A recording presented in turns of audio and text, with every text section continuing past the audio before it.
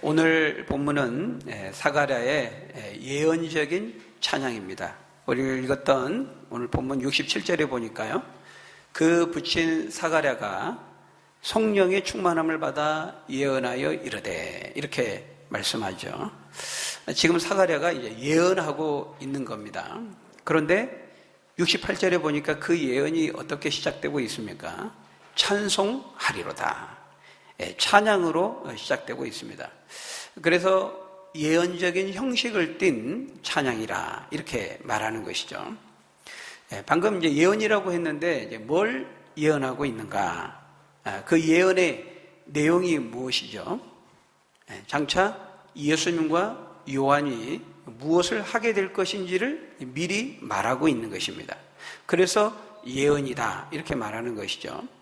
그리고 그 예수님과 요한이 하는 일을 통해서 하나님께서 이루실 구원이 너무나 크고 위대한 것이기 때문에 사가랴는 그것을 인하여 하나님께 찬양하고 있는 것입니다. 송 집사님, 저 위에 불을 좀 켜시죠. 계단에 올라가서 그 위에 불을.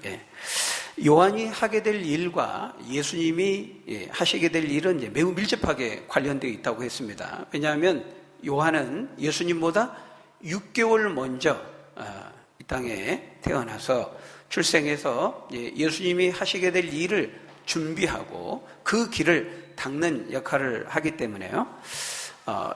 요한이 무슨 일을 하는가, 그것을 보면 예수님이 앞으로 하시게 될 일을 알 수 있는 것이고, 예수님이 하신 일을 보면 요한이 그래서 그 일을 했구나, 요한이 한 일이 이해가 되는 것입니다. 서로 맞물려 있다는 것이죠. 그래서 계속해서 이 누가복음의 저자인 누가는, 집사 일부러 안 킨 겁니다. 그게 지금 AS를 받아야 됩니다. LED를. 누가복음의 저자인 누가는 예수님의 수태고지와 그 출생을 세례 요한의 수태고지 출생과 서로 교차적으로 지금 말하고 있거든요. 그것 때문에 그렇습니다. 요한과 세례 요한은 밀접히 맞물려 있다는 거예요. 자, 그러면 예수님이 장차 하시게 될 일과 세례 요한이 하게 될 일은 무엇일까요? 그 말은 예수님이 어떤 일을 하시는가, 세례 요한이 어떤 일을 하는가, 이게 서로 맞물려 있는데, 그 말은 무슨 말이냐면 예수님이 이 땅에 오신 진정한 목적이 무엇이냐 하는 그 질문과도 같은 것이죠.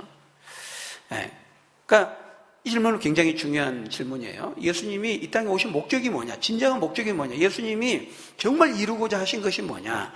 예수님께서 말씀하시고 가르치시고 또 삶과 그 전 생애를 통해서 그 십자가의 마침내 죽으심을 통해서 이루고자 하시는 게 그게 뭐냐? 이걸 아는 건 굉장히 중요하죠. 무엇 때문에? 왜 예수님이 이 땅에 오셔야만 했고 십자가에 그 저주의 형태인 십자가에 달려 죽으셔야만 했는가? 그 이유와 목적을 아는 것은 중요해요. 왜냐하면 그것을 어떻게 보고 어떻게 이해하느냐 하는 것은 그 이후의 신앙의 삶을 결정하기 때문에 그렇습니다. 그것을 어떻게 이해하느냐에 따라서 신앙생활이 달라지게 된다는 거예요. 어떤 사람들은 예수님이 이 땅에 오신 것을, 그 목적을 도덕교사의 롤 모델이 되기 위해 왔다, 이렇게 생각하는 사람들이 있습니다. 그러니까 예수님은 착하게 사셨죠. 선을 많이 행하셨습니다. 또 희생적인 삶을 사셨고 또 그렇게 설파하셨기 때문에 그런 삶을 살고 가르치다가 안타깝게도 도덕적인 희생양이 돼서 억울하게 죽었다, 이렇게 보는 거죠. 안타깝게 짧은 생애를 마쳤지만 그러나 그 지고지순한 삶은 후대의 사람들에게, 온 세상에 반향을 일으키고 도전을 줘서 우리들도 그분처럼 살아야 되겠다, 도덕적으로, 윤리적으로, 그런 삶의 롤 모델로서 예수님은 이 땅에 왔고, 그런 의미가 있다는 거예요. 예수님을 바라볼 때. 그러니까 그렇게 생각하는 사람들은 예수님의 그 말과 생애에 대해, 삶에 대해서 이렇게 본받고 따르고자 하는 어떤 도덕교사의 롤 모델로 삼을 수는 있어도 구원자는 아닌 거죠. 그분을 믿는다든지 하나님의 아들로 믿는다든지 이건 아닌 거예요. 또 어떤 사람들은 예수님이 이 땅에 오신 목적이 뭐냐? 예수님이 어떤 분이냐 이렇게 볼 때 정치적인, 경제적인 해방을 위해 이 땅에 오셨다 이렇게 생각하는 사람들이 있습니다. 예수님은 실제로 가난한 자가 복이 있다고 하셨죠. 가난한 자에게 많은 관심을 가지셨고 예수님 스스로도 가난하게 사셨어요. 그리고 이렇게 그 당시에 어떤 이런 서기관이라든지 바리새인들이라든지 제사장들과 같은 그 기존의 기득권을 가지고 있는 사람들과 대립각을 세우시고 오히려 사람들에게 죄인으로 여겨졌던 그 소외된 사람들, 장녀 또는 세리 이런 소외된 사람들에게 따뜻한 관심을 가졌어요. 그런 것에 주목해서 결국 예수님은 노동자, 농민, 빈민과 같은 소위 우리가 계급적으로 계층적으로 프롤레타리아라고 말하는 이런 소외된 사람들이 사회제도적으로 억압당하고 또 정치적, 경제적 권력으로부터 예속당한 그런 사람들, 소외된 사람들, 그런 사람들을 해방시키기 위해서, 권력으로부터 해방시키기 위해 예수님이 오셨다 이렇게 생각하는 거죠. 그런 사람들은 예수님을 이제 정치적인 혁명가로 보는 겁니다. 특별히 우리 진보 진영에 속해 있는 신학자들, 그 신학자들은 그렇게 예수님을 해석하고 보는 거예요. 사회주의 마르크시즘과 연계시켜서 예수님을 해석하고 성경을 이해하려고 하는 것입니다. 마치 그것은 그 당시 로마 권력에 의해서 식민 지배를 받고 있던 이스라엘 백성들이 가지고 있었던 그 메시아관하고 굉장히 흡사한 것이죠. 예수님이 로마의 정치적인, 군사적인 이런 제도적인 그 억압과 예속을 받고 있는 데에서 해방시켜줄 메시아를 기대했거든요. 정치적인 메시아, 이스라엘 백성들은. 근데 그것과 유사한 겁니다. 여러분 어떻습니까? 과연 예수님은 그것을 위해서 이 땅에 오셨을까요? 당연히 답은 아니죠. 아닙니다. 그러면 그게 아니라면 예수님이 이 땅에 진정으로 오신 목적이 무엇일까요? 예수님께서 십자가의 죽으심을 통해서 이루고자 하신 것이 무엇이냐 하는 것입니다. 바로 그것을 오늘 사가랴의 예언적인 찬양을 통해서 우리에게 그것을 말씀하고 있는 것입니다. 오늘 본문은 크게 두 부분으로 나눌 수 있는데요. 68절부터 75절까지는 장차 예수님이 하시게 될 일에 대해서 말씀하고 있고 76절부터 마지막 80절까지는 요한이 하게 될 일에 대해서 말씀하고 있습니다. 자, 여러분 먼저 예수님이 하시게 될 일은 무엇입니까? 예수님이 하시는 일은 백성들을 구원하는 것입니다. 그래서 사가랴는 성령의 충만함을 받아 그 하나님을 찬양하고 있는 거예요. 하나님께서 그 백성을 돌아보사 구원의 손길을 펼치셨기 때문에 찬양하고 있는 거죠. 그것을 68절에 이렇게 말합니다. 우리 68절 다시 한번 같이 읽어볼까요? 시작. 찬송하리로다 주 이스라엘의 하나님이여 그 백성을 돌보사 속량하시며. 여러분 여기 속량하시며라는 말은 다른 말로 말하면 구속하시며 또는 구원하시며 이 말과 같은 말입니다. 이 속량한다는 것은요, 값을 대신 지불해 줌으로써, 대신 갚아줌으로써 자유하게 하는 것입니다. 해방시켜 주는 것이죠. 우리가 옛날 노예 제도를 생각하면 이해가 쉬울 거예요. 노예들은 사고 파는 대상들이었잖아요. 자유가 없었습니다. 노예가 자유를 얻는 길은 두 가지죠. 하나는 도망가는 겁니다. 도망가서 잡히지 않는 겁니다. 대신 많이 숨어 살아야 되죠. 또 하나는 누군가가 대신 값을 지불해 줌으로써 그 노예를 해방시켜주고 풀어주는 거예요. 바로 이 속량을 위해서 지불해 주는 돈을 우리가 속전 이렇게 말합니다. 대신 갚아주는 거예요. 대신 노예를 사가지고 풀어주는 거죠. 값을 지불하고. 그걸 속량이라 이렇게 말하는데, 구속해준다, 그 노예의 생활에서 건져준다, 구원해준다라는 말과 같은 말입니다. 지금 사가랴가 찬양하고 있는 것이 뭐예요? 바로 그 구원자 하나님을 찬양하고 있는 겁니다. 하나님께서 이스라엘 백성들을 돌보사, 이 말은 돌아보사, 긍휼히 여기사, 불쌍히 여기사 보내시기로 약속하셨던 그 메시아 그리스도 구원자를 보내셔서 대속해 주시고 구원해 주실 것을 인하여 찬양하고 있는 거예요. 거기 69절부터 71절까지 보다 분명히 자신이 찬양하는 이유를 말하고 있습니다. 우리 69절부터 71절까지를 한번 같이 읽어보겠습니다. 시작. 우리를 위하여 구원의 뿔을 그 종 다윗의 집에 일으키셨으니 이것은 주께서 예로부터 거룩한 선지자의 입으로 말씀하신 바와 같이 우리 원수에게서와 우리를 미워하는 모든 자의 손에서 구원하시는 일이라. 지금 사가랴는 성령의 충만함을 받아서 하나님의 영이신 그 성령의 보게 하심을 따라 성령이 비춰주시는 계시의 빛을 통해서 보고 있는 거예요. 뭘 보고 있는 거죠? 약속된 그 메시아, 구원자, 그리스도가 이제 6개월 후면 탄생하게 될 것인데 그 메시아이신 예수 그리스도를 통해서 하실 일을 성령의 충만함 가운데 성령의 보게 하심을 따라서 그것을 보게 된 것이죠. 그래서 지금 요한은 자신의 아들 요한은 이미 출생한 상태잖아요. 아기 상태로 있는 거예요. 그리고 예수님은 이제 6개월 후에 이제 탄생하게 되는 거예요. 그러니까 요한과 예수님은 똑같이 동일한 가브리엘 천사를 통해 수태고지를 받았죠. 6개월의 시간차가 있습니다.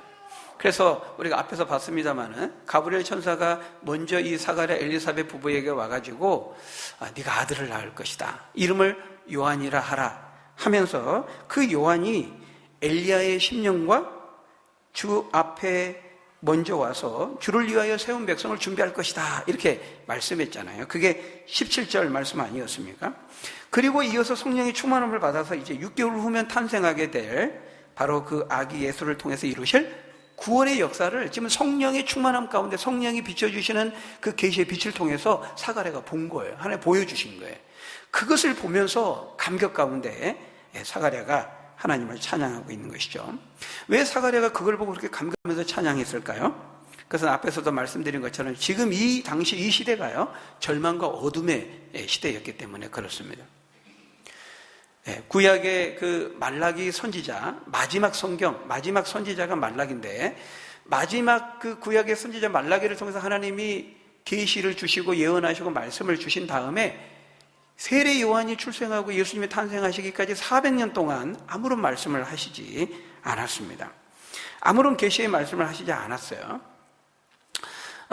근데 그때 400년이라는 공백 기간을 끝내고 하나님께서 사가랴를 통해서 다시 그 구원의 역사를 일으키실 것을 계시로 주신 것이죠. 그걸 보고 이제 기뻐하고 감사하고 있는 거예요.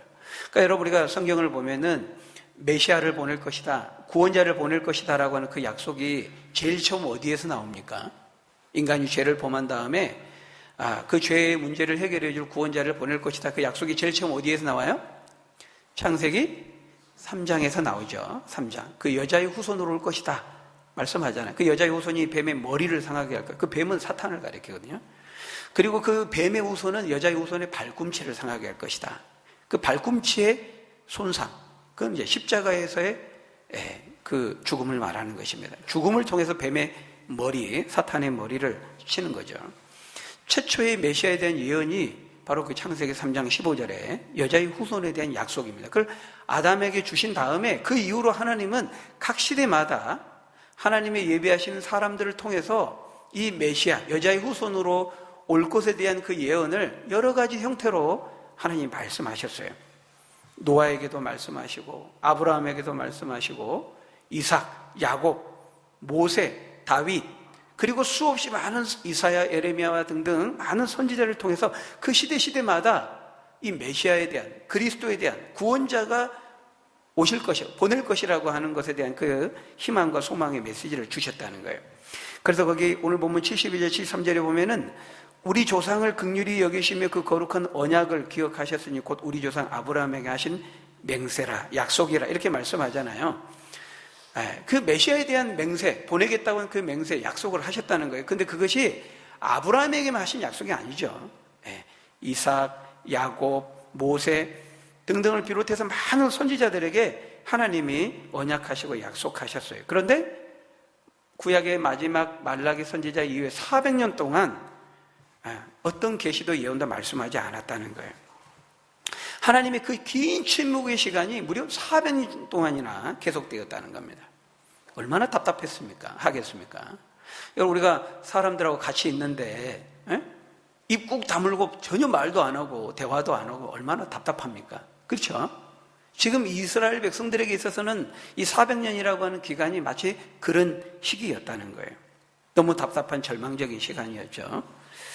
그러다 보니까 그 시간이 계속 흘러가면서 하나님이 아무런 말씀을 주시지 않으시니까, 메시아를 보내겠다 말씀하지 않으니까 이스라엘 백성들 가운데에도 점차 이 메시아에 대한, 이 구원자에 대한 이 희망이 점차 옅어지게 되고, 그 소망을 점차 잃어버리면서 좌절과 어둠 가운데 암담한 시간들을, 세월들을 살아가고 있던 바로 그런 때였다는 거예요. 바로 그런 상황 속에서 400년이라고 하는 오랜 기간 동안 잊혀졌던 바로 그 구원자를 보내시겠다고 하는 계시와 약속을 사가랴는 이 성령의 충만함을 통해, 성령의 보게 하심을 통해서 다시 그것을 보았을 때, 그랬을 때 어찌 아니 기쁠 수 있었겠습니까? 어찌 다시 그 하나님을 찬양하지 않을 수 있었겠어요? 그러니까 구약 전체를 보면 지금 3,000년이 넘는 시간 동안 하나님이 약속만 하셨는데, 이제 6개월 후면 그 약속하신 그 메시아가 드디어 3,000년 이상 동안 약속으로만, 언약으로만 주어졌던 그 구원자가 이제 6개월 후면 출생하고 탄생하게 된다는 것을 성령의 계시의 빛을 통해서 사가랴가 보았기 때문에, 그리고 그것도 자신의 아들인 요한이 그분의 길을 앞서서 준비하고 그 길을 닦는 사명을 맡게 되었다고 하니까, 이 어찌 아니 기쁠 수 있었겠습니까? 어찌 그 하나님을 찬양하지 않을 수 있었겠어요? 그래서 그가 기쁨과 감격 가운데 하나님을 찬양하고 있는 거예요. 그런데 바로 그 예수님이 무엇을 위해 이 땅에 오셨다는 거예요? 구원하시기에 오셨는데, 어디에서의 구원입니까? 어디에서 구원이라고 말하고 있어요? 이것이 중요해요. 그것을 세례 요한의 사역과 관련해서 76절, 77절이 이렇게 설명합니다. 우리 한번 같이 읽어보겠습니다. 76절, 77절 시작. 이 아이여, 내가 지극히 높으신 이의 선지자라 일컬음을 받고 주 앞에 앞서가서 그 길을 준비하여 주의 백성에게 그 죄 사함으로 말미암는 구원을 알게 하리니. 여러분, 예수님이 이 땅에 오신 것은 우리를 구원하기 위함인데, 어디에서 구원하기 위함이라고 말하고 있어요? 네, 죄에서의 구원이다, 이렇게 말하고 있어요. 죄로부터의 구원이라는 겁니다. 아까 제가 서두에서 말씀드린 것처럼 무슨 로마의 정치적인 압제에서의 구원이 아니고, 어떤 도덕적인 롤 모델이 되기 위해서 오신 것이 아니고, 어떤 이 정치적인, 또 어떤 사회 제도적인 권력으로부터, 그런 압박으로부터, 압제로부터 해방시키고 자유하고 구원하기 위함이 아니라, 여기 분명히 말씀합니다. 죄에서 구원을 얻게 하기 위함이라. 주의 백성에게 죄사함으로 말미암는 구원을 알게 하리니. 여러분, 예수님께서 바로 이 일을 위해 오셨다는 거예요. 그러니까 이제 사가랴 입장에서는 이제 그렇게 앞으로 오실 것이고, 우리 입장에서는 우리는 이미 다 오셨잖아요. 그러니까 예수님이 진정으로 이 땅에 무엇을 위해 오셨는가? 우리를 죄에서 구원해 주시기 오셨다는 거예요. 그리고 요한은 바로 예수님이 그 일을 잘 완성하실 수 있도록 그 길을 예비하고 닦고 준비하는 일을 위해서 이 땅에 오게 되었다, 이렇게 말하고 있어요. 여러분, 그러면 세례 요한이 하게 될 그 준비라는 것은 뭘 말할까요? 예수님이 우리 죄인들을 죄에서 구원하기 위해 오실 것이기 때문에 요한은 준비를 해야 되는데, 그 준비란 어떤 준비일까요? 그 준비는, 세례 요한이 하는 일은 뭐냐면, 우리 죄인들로 하여금 그 죄를 인식시키는 거예요. 죄를 깨닫게 하고 그 죄의 문제가 해결되어야 될 필요성을 깨닫게 하는 거죠. 그래서 우리에게 예수님이 정말 필요로 하다는 사실을 깨닫게 하는 거예요. 그 예수님의 필요성, 그 회개의 필요성을 알게 하는 일이 앞으로 세례 요한이 해야 될 일이고 하게 될 일이다라는 거예요. 그래서 우리가 나중에 또 보게 되겠습니다만, 우리 누가복음 3장 3절을 보면요, 요한이 요단강에서 무엇을 전파합니까? 죄사함을 얻게 하는 회개의 세례를 전파합니다. 그래서 세례 받으러 나오는 무리에게 말하죠. 이 독사의 자식들아, 누가 너희에게 일러서 장차 올 진노를 피하라고 하더냐. 회개에 합당한 열매를 맺으라. 회개하라 천국에 가까이 왔느니라. 이렇게 직설적으로 그 죄악상을 지적하고 아주 강하게 그 죄에 대해서 책망하는 것을 볼 수가 있어요. 여러분, 회개하라 천국이 가까이 왔다. 이 천국이 가까이 왔다 이 말은 그 천국을 이룰 메시아 구원자 예수님이 가까이 왔다라는 말은 올 것이라는 말이 아니라 왔다는 것을 의미합니다. 그래서 너희 심령 깊숙이 감추어져 있는 그 죄를 인정하고 고백하면서 회개함으로 그 예수님 앞에 나아가지 않는다면 너희는 하나님의 진노와 심판을 피할 수 없다. 이것을 강력하게 말하고 있는 것이죠. 바로 그것이 오늘 본문 77절에서 말씀하는 주의 백성에게 그 죄사함으로 말미암는 구원을 알게 하는 것입니다. 그러니까 세례 요한은 회개의 세례를 전파하고 죄를 지적하고 깨닫게 함으로써 그 죄의 문제를 해결해 주실 수 있는 구원의 뿌리신 예수님이 필요하다는 거, 예수님께 나아갈 필요성을 깨닫게 하는 바로 그 일을 하게 된다는 것이죠. 여러분 69절에 보면요, 구원의 뿔이라는 말이 나와요. 뿔. 여러분, 이 뿔은요 능력과 권세를 상징합니다. 유대인들에게 있어서는 이 뿔 가진 짐승이 힘센 짐승이었습니다. 그러니까 뿔을 가진 짐승이 이제 힘이 센 거죠. 버팔로도 뿔을 가지고 힘이 세잖아요. 그래서 이 뿔은 능력과 권세를 상징합니다. 근데 그 구원의 뿔을 그 종 다윗의 집에 일으키셨다고 하는데요, 능력과 권세를 가진 구원자를 일으키셨다 이런 말이거든요. 구원자가 오시는데 능력과 뿔을 가졌다는 거예요. 능력과 권세를 가졌다는 거예요. 근데 여러분, 어떤 능력, 어떤 권세죠? 예수님은 어떤 능력과 어떤 권세를 가졌어요? 우리를 죄에서 죄사함을 얻게 하는, 죄의 문제를 해결하는 그 권세와 능력을 가지셨다는 거예요. 우리를 죄에서 자유케 하고 해방시키는 그 능력과 권세를 가지셨다는 거예요.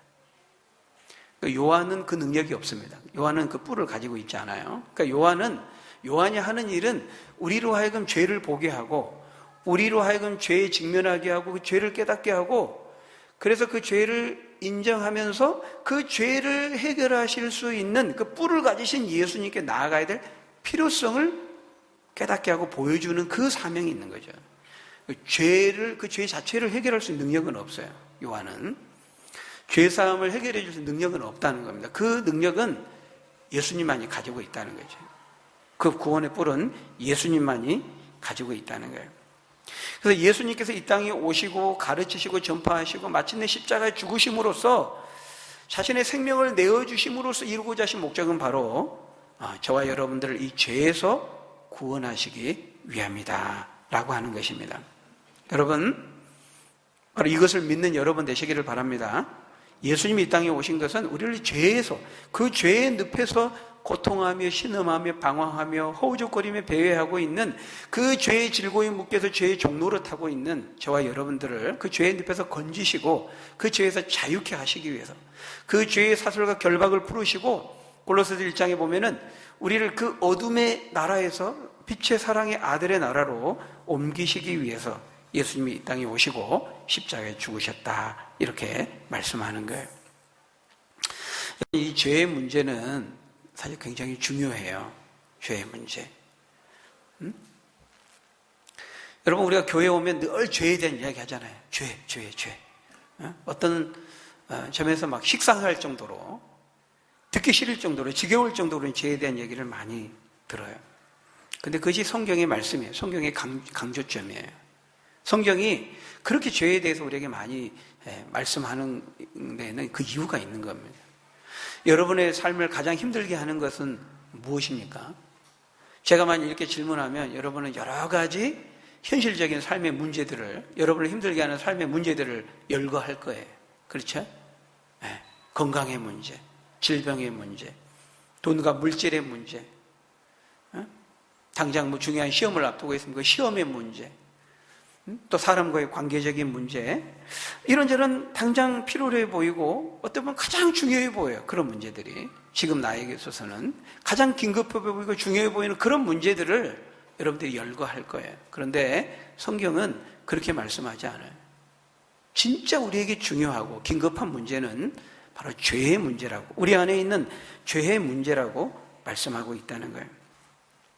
여러분, 예수님께서 복음서에 보면은 많은 사람들, 문제를 가지고 있는 많은 사람들을 만나 주십니다. 그리고 그 문제들을 해결해 주세요. 질병에 걸린 자들을 치료해 주시고 고쳐 주시고. 그렇죠. 그런데 여러분, 중풍병자를 고치시고 눈먼 자를 보게 하시고 열병에 걸린 자를 치료해 주시고 귀신 들린 자를 귀신을 쫓아내 주시고, 이런 당장 내가 너에게 뭘 주기를 원하느냐? 보기를 원하나이다. 그래, 보아라. 이렇게 그들의 필요를 채워 주십니다. 그런데 여러분, 예수님께서 그들의 당장의 현실적인 문제들을 그렇게 해결해 주신 것은 그것 자체를 해결하기 위함이 아니었어요. 왜냐하면 여러분, 질병 걸린 사람, 죽을 병 걸린 사람 고쳐주셔 다 죽었습니다. 죽게 돼 있다는 거예요. 중풍병자 네 자리를 들고 걸어가라 할 때도요, 먼저 죄사함을 선포하시죠. 그러니까 예수님이 그런 현실적인 문제들을 전혀 중요하지 않다고 말씀하신 건 아니지만 진짜 더 중요한 문제가 있다는 거예요. 그런 현실적인 문제들 그 자체를 하나님 다루고자 하신 것이 아니라 그 문제를 통해서 네 안에 있는 죄의 문제를 보기를 원하셨고, 보게 하셨고, 그 죄의 문제를 다루기를 원하셨다는 거예요. 왜냐하면 우리가 당장 지금 실제적으로 가장 중요해 보이고 긴급해 보이는 그런 일상의 현실적인 문제들을 문제로 만드는 가장 더 근본적인 문제가 바로 이 죄의 문제이기 때문에 그렇습니다. 여러분, 우리가 겪고 있는 모든 현실적인 문제들의 뿌리를 성경은 바로 죄의 문제라고 우리에게 말씀하고 있다는 거예요. 그래서 여러분, 우리가 에덴 동산에서 인간이 죄를 범하잖아요. 선악을 알게 하는 저 중앙에 있는, 동산 중앙에 있는 나무의 실과를 먹지 말라. 먹는 날에 네가 정령 죽으리라. 이렇게 말씀하셨는데, 인간이 그 말씀을 어기고 불순종하고 죄를 범함으로써, 여러분, 그 죄를 범함으로써 그때부터 인간에게 죽음이라는 문제가 오게 됩니다. 그러니까 죄를 범함으로써 이 땅에 우리가 겪고 있는 모든 삶의 문제들이 생겨났다는 거예요. 이게 성경이 우리에게 말씀하는 아주 중요한 관점이죠. 인간이 그때부터 질병에 걸리고 죽게 되었고, 인간이 무엇을 먹을까 마실까 입을까 이 먹고 사는 의식주의 문제로 고민하면서 땀을 흘리는 그 수고의 고통을 하게 됐다고 말하죠.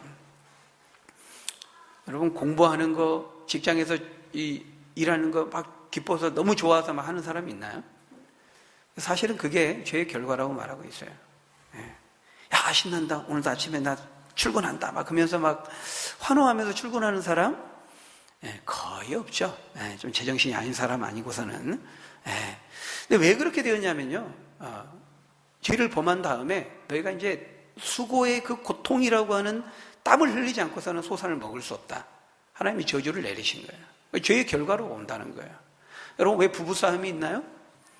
저 여자가 먹으라고 해서 먹었습니다. 죄를 범한 다음에 아담이 죄를 범하기 전에는 하와를 딱 보면서 이는 내 뼈 중에 뼈, 살 중에 살이라 그렇게 찬란하게 고백했던 아담이 저 여자가 먹으라고 해서 먹었습니다. 손가락질합니다. 자신의 죄를 전가합니다. 책임을 뒤집어 씌웁니다. 그때부터 부부싸움이 시작된 거예요. 남녀 간의 갈등이 그때부터 시작된 겁니다. 부부싸움의 역사가 아주 오래됐어요. 이게 다 죄의 결과로, 영향으로 주어지게 됐다는 거예요. 여성이 임신의 그 출산의 고통도 죄의 결과라고 말하고 있죠. 뿐만 아니라 여러분, 왜 이 세상에 기근, 지진, 홍수 이런 자연재해 재앙이 있습니까? 인간의 죄의 결과라고 말하죠. 죄를 범하면서부터 자연은 인간에 대해서 호의적이지 않습니다. 가시와 엉겅퀴를 냅니다. 그걸 걷어내야만 소산을 먹게 되죠. 그 말은 인간과 자연이 서로 대립된다는 것을 의미하는 거예요. 그래서 모든 인생의 문제, 사회 문제, 자연 문제, 환경 문제 다 인간이 범한 죄로부터 파생되었다. 이게 성경의 관점입니다. 그래서 우리가 겪고 있는 지금 당장 긴급해 보이는 현실적인 문제들을 해결하기 위해서는요, 그 문제들을 가져온 뿌리가 되는 그 죄의 문제가 해결되어야만 한다는 것이죠. 죄의 문제가 해결된 지금까지는 진정한 우리의 문제도 해결되지 않는다는 것이 성경을 통해 우리에게 말씀하시는 가르침입니다. 그러니까 예수님께서 이 땅에 오셔서 결국 타겟으로 놓고 죽음으로써 싸우어 이기려고 했던 대적은 바로 우리 안에 있는 죄라는 것이죠. 죄. 이 죄는 너무 강력해서요, 우리 안에 죄가 있다는 것을 보는 것도 쉽지 않지만 내 안에 죄가 있다는 것을 알아도 그 죄의 문제를 해결할 능력이 우리에게 없다는 거예요. 우리 인간의 노력으로 착한 일을 많이 한다고 해서 죄가 없어지는 거 아닙니다. 참선을 하고 고행을 하고 수련을 하고 금욕적인 삶을 산다고 해서 우리 안에 죄가 없어지는 거 아니에요.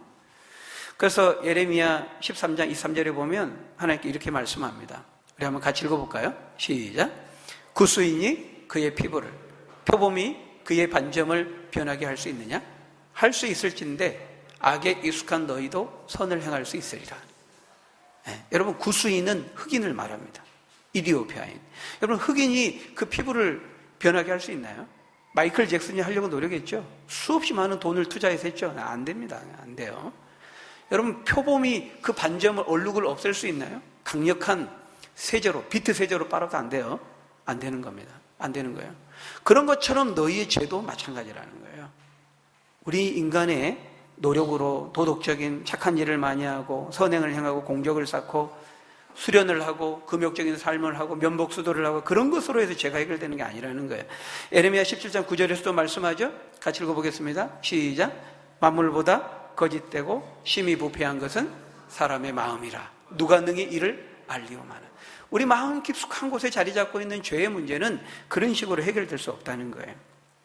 사람들이 그럴듯한 도덕적인 윤리적인 옷으로 자신의 심령 깊숙이 자리 잡고 있는 이 냄새나고 썩어 있는 죄의 그 실체들을 가리려고 하죠. 겉으로 보면 다 신사고 숙녀고 멋져 보입니다. 그러나 그렇게 한다고 해서 우리 심령 속에 있는 죄가 없어지지 않는다는 거예요. 그런 방법으로는 안 된다는 거예요. 여러분, 썩고 부패한 그 음식 쓰레기 있잖아요. 비닐로 잘 감싸두고 한쪽 귀퉁이에 한쪽 모서리 구석에 이렇게 해놓죠. 그러면 좀 지나면 어디서 냄새가 새어나오는지 모르지만 스멀스멀 냄새가 올라오게 되죠. 그냥 임시 방편으로 좀 덮어두고 비닐을 묶어둔다고 해서 냄새가 안 나는 게 아닙니다. 그거 갖다 버려야 돼요. 그 진원지, 그 음식물 쓰레기를 갖다 버려야 해결되는 것이지 적당히 포장하고 덮어둔다고 해서 되는 게 아니라는 거예요. 여러분, 우리 죄의 문제도 마찬가지인 것이죠. 그래서 인간의 도덕적인 어떤 능력으로 이 죄의 문제를 해결할 수 없기 때문에 하나님의 아들이신 예수님이 직접 오신 거예요. 아들이 죽어야만, 그 아들의 피를 내어놓아야만 해결될 만큼 죄는 강력한 거죠.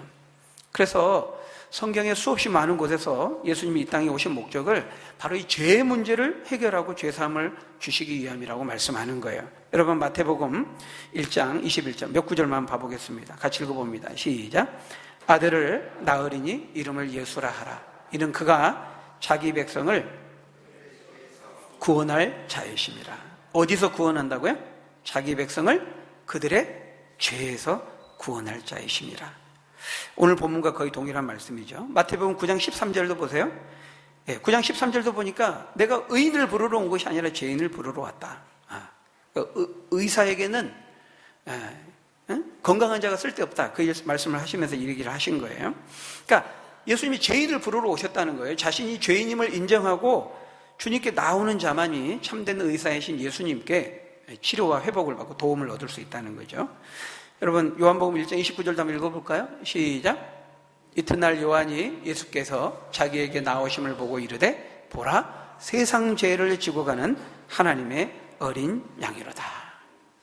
예수님이 이 땅에 오신 게 뭐예요? 세상의 모든 죄를 짊어지는 그 희생양으로서 이 땅에 오셨다고 말씀하고 있어요. 더 많은 말씀들이 있지만 다 동일하게 말씀하고 있습니다. 결국 여러분들이 진정으로 예수 그리스도를 만나기 원한다면 여러분 속에 있는 죄를 보고 그 죄를 인정하고 고백하고 그 죄의 문제를 가지고 주님께 나와야 돼. 그럴 때 주님은 여러분을 만나주시는 거예요. 내가 얼마나 사악하고 완악한 자인지, 강팍하고 불의하며 고집스럽고 무지하고 어리석으며 이기적이고 자기중심적인 그런 형편없는 죄인인지를 내가 정말 어떤 그냥 교리의 지식적으로 털어서 뭔지 아는 사람은 없으니까 뭐 내 안에 죄가 있겠지, 그래 죄인이야, 이 정도가 아니고요. 정말 처절하게 내 자신이 하나님 앞에 죽을 수밖에 없는 죄인이고 어떠한 자인지를 깊이 깨닫게 될 때 그때 여러분이 주님을 만날 수 있다는 거예요. 그런 자에게 주님은 구원의 생명을 주실 수 있다, 이렇게 말씀하는 것이죠. 그런데 사탄은 어떻게 하든지 우리로 하여금 이 죄를 보지 못하게 합니다. 왜냐하면 우리가 죄를 보면, 회개하면 영생과 죄사함을 얻게 되잖아요. 사단이 제일 싫어하는 거예요. 사단이 하는 일은 어떻게 하든지 우리가 우리의 죄를 보지 못하게 하는 것입니다. 죄를 가볍게 여기고 심상히 여기게 하고 별 문제 아닌 것처럼 여기고 외면하고 덮어두고 시간이 해결하겠지, 시간 지나면 잊혀지겠지, 이런 식으로 우리가 죄의 문제를 보지 못하게 하는 것이 사단이 하는 가장 중요한 목적이에요. 그래서 여러분 오늘 본문 71절을 보세요. 거기 보면 예수님을 통해 이루어질 그 구원을 77절에서 우리가 봤던 것처럼 죄사함으로 말미암는 구원이라고 말씀하고 있고, 71절에서는 뭐라고 말하고 있어요? 우리 원수에게서와 우리를 미워하는 모든 자의 손에서 구원하시는 것이다, 이렇게 말하고 있습니다. 74절에서도 우리가 원수의 손에서 건지심을 받고 이렇게 말씀하죠. 여러분, 이 원수가 누구일까요? 궁극적으로 사탄 마귀입니다. 네. 그러니까 우리가 이 원수의 손 할 때 당장 보이는 어떤 사람일 수 있어요. 네. 그러니까 사탄 마귀의 하수인이죠. 하수인. 능력을 가지고 있는 권세자, 권력가일 수 있습니다. 어떤 뭐 정치인일 수도 있고, 왕일 수도 있고, 대통령일 수도 있고, 위정자와 같은 권력가일 수 있어요. 제가 언젠가 말씀드렸죠. 에베소서 6장 12절에 보면 우리의 싸움은 혈과 육에 대한 것이 아니요 정사와 권세자들과 이 어두움의 세상 주관자들과 하늘에 있는 악의 영들을 상대함이라 그랬는데요. 여러분, 이 권세자들, 이 권세라는 헬라어 단어가 엑수스야거든요. 엑수스야. 근데 이 엑수스야라는 단어가요, 사람 권세자들에게도 쓰이고 사탄과 마귀와 같은 영적인 권세자들에게도 쓰여요. 문맥에 따라서 같은 단어가 이 세상 권세를 가지고 있는 인간 권세자들에게도 쓰이고 사탄 마귀와 같은 영적 권세자들에게 쓰인다는 거예요. 똑같은 단어가. 굉장히 시사하는 바가 있는 거죠. 이게 뭘 의미할까요? 여러분, 네로라든지 히틀러라든지 이런 사람들이 사탄 마귀 자체는 아니에요. 엄밀하게 말하면 사탄의 하수인이죠. 그런데 사탄과 마귀가 그들을 통해서 역사한다는, 그들을 사용한다는 거, 왜? 가장 효과적이기 때문에. 그래서 우리가 이제 이런 부분들을 잘 볼 필요가 있는 거예요. 복음을 대적하고 하나님 나라를 세우지 못하도록, 결국 우리가 이 죄를 죄로 보지 못하도록 하는 일에 있어서 사단이 가장 즐겨 사용하는 것이 있다면은 이런 세상의 권세자들이에요. 그리고 그들이 가지고 있는 권력을 사용하는 것이죠. 때로는 법과 제도를 사용해서. 왜냐하면 그렇게 해서 예를 들어 법으로 어떤 것들을 세팅하면 마음껏 유린할 수 있습니다. 법이라고 하는 그 한도 내에서. 그래서 여러분, 우리가 이런 지금 차별금지법, 동성애 이런 문제들을 아주 심각하게 봐야 되는 거예요. 우리가 성경이 말하는 것은 양성평등이잖아요. 일반적으로 말하는 성평등 이렇게 말하면 우리는 반대해야 돼요. 여기서 말하는 성평등은 LGBT라고 제가 말씀드렸죠. L, 레즈비언, G, 게이, B, 바이섹슈얼. 남성에게도 여성에게 똑같이 성적인 그런 관심을 가지고 있는 양성애자입니다. 그리고 T, 트랜스젠더. 자기가 성을 바꾸는 거예요. 육체적인 성을 수술을 통해서. 이런 모든 성들을 다 인정해주는, 그들의 성을 똑같이 평등하게 인정해주자는 것이 성평등입니다. 근데 여러분, 성경 그걸 죄라고 말하고 있어요. 근데 이런 것들이 법으로 인정이 되면요, 이런 난잡하고 문란한 성행위를 하면서도 죄를 죄로 여기지 않는 거예요. 왜? 법이 다 보장해 주는데. 그러니까 이게 죄가 아닌 거예요. 사탄이 원하는 것이죠. 죄인데, 명백히 죄인데 그걸 죄를 죄로 여기지 않게 하는 거예요. 비정상인데 정상으로 여기게 만드는 것이죠. 그래서 이런 법과 제도를 통해서, 사회 어떤 이런 권력자들을 통해서 사탄은 자신이 그런 원하는 바들을 해가는 거예요. 그래서 우리가 그런 것들을 잘 분별해야 돼요.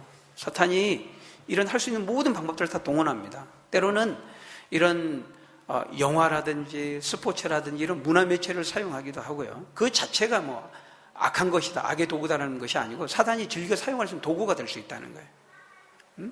영화라든지 드라마라든지, 우리가 예전에 뭐 3S 뭐 그런 얘기 했잖아요. 스포츠, 스크린, 섹스, 이런 육체적인 이런 방탕과 쾌락을 부추기는 이런 매체와 도구들을 사용할 수 있다는 거예요. 법이나 이런 제도, 권력들을 또 사용할 수 있는 것이죠. 그래서 우리가 그런 것들을 잘 분별할 필요가 있습니다. 사탄이 하는 일은 어떻게 하든지 우리가 죄를 죄로 보지 않게 하는 거예요. 죄를 죄로 인식하지 못하게 하는 것이죠. 그래서 우리가 이 죄에서 우리를 구원하신다는 것과 사단의 손에서 우리를 구원하신다는 것은 같은 거예요. 같은 거. 그래서 사람들은 죄의 사슬에 결박되고 죄의 노예가 되어서 죄의 종로를 타고 사탄 마귀의 원수의 그 포로가 되어 종로를 타면서도 그걸 깨닫지 못하는 것이죠. 마치 저 북한 사회, 억압된 폐쇄 사회 속에서 억압된 삶을 노예로 살면서도 전혀 깨닫지 못하고 세뇌당해서 살아가는 것과 같은 것이죠. 이처럼 여러분 우리가 죄 가운데 살고 사탄의 원수의 그 손아귀에 붙들려 산다는 것은 굉장히 비참하고 불행한 일이기 때문에 예수님께서 이 땅에 오셔서 그 죄에서 죄의 결박과 사슬을 끊고 우리를 죄에서 자유케 하시고 사탄 마귀의 원수의 손에서 우리를 해방시키기 위해서 이 땅에 오신 것입니다. 그리고 십자가에 죽으신 것이죠. 그것을 오늘 본문 78절 79절은 뭐라고 말씀합니까? 우리 읽고 마치겠습니다. 78절 79절 시작. 이는 우리 하나님의 긍휼로 인함이라. 이로써 돋는 해가 위로부터 우리에게 임하여 어둠과 죽음의 그늘에 앉은 자에게 비치고 우리 발을 평강의 길로 인도하시리로다 하니라. 마치 예수님이 이 땅에 오신 것은요, 새벽 어둠이 물러가고 돋는 해가 빛을 비춰주시는 것 같다는 거예요. 그래서 어둠과 죽음, 사망의 그늘에 앉아 고통하며 신음하는 자들에게 돋는 해가 햇빛을 비춰주는 것처럼 그 빛을 비춰주신 것 같이 예수님이 이 땅에 오셨다는 거예요. 죄와 그 사단의 손에서 고통하며 신음하며 살아가는 우리들을 건지시고 자유케 하시기 위해서 예수님이 이 땅에 오셨다, 이렇게 말씀하고 있습니다. 요한복음 10장 10절에서도 예수님이 말씀하죠. 도적이 오는 것은 죽이고 멸망시키려는 것뿐이지만 내가 온 것은 양으로 생명을 얻게 하고 더 풍성히 누리게 하려 함이라. 바로 이것을 위해서 우리에게 오셨습니다. 바라기는 저와 여러분들이 이 유일하게 구원의 뿔을 가지고 계시는, 우리를 죄에서 구원하시고 죄사함을 주실 수 있고 죄의 문제를 해결하실 수 있는 예수님을 믿음의 손으로 붙들고 그분을 의지하며 그분이 주시는 그 구원과 영생의 축복을 누리며 증거하며 살아가는 저희 여러분들이 다 되시기를 예수님의 이름으로 간절히 축원합니다. 기도하겠습니다. 아버지 하나님 감사합니다. 이 땅에 예수님을 보내주셔서 죄의 사슬에 묶여있고 죄의 늪에 빠져 허우적거리며 사단의 노예에 묶여 노예로 종노릇하며 살아갈 수밖에 없는 저희들을 건지시고 구원하시고 구출하시고 생명을 주시고 영생을 주시고 자유와 기쁨을 허락해 주시니 감사합니다.